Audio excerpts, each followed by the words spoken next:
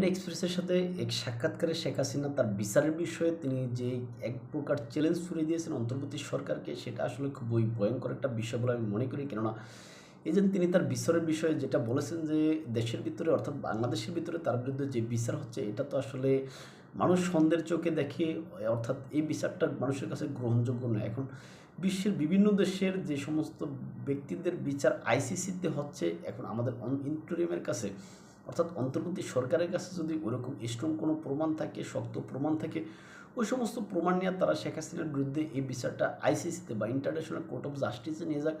সেখানে নিয়ে গেলে সেখানের এই বিচারটা সকলের কাছে অর্থাৎ আন্তর্জাতিকভাবে কিন্তু গ্রহণযোগ্য হবে। সুতরাং এই কৌশলটা বা এই চ্যালেঞ্জটা গ্রহণ করে কি ইন্টারিম শেখ হাসিনার বিচারটা কি আসলে ইন্টারন্যাশনাল কোর্ট অফ জাস্টিসে নেবেন কি না?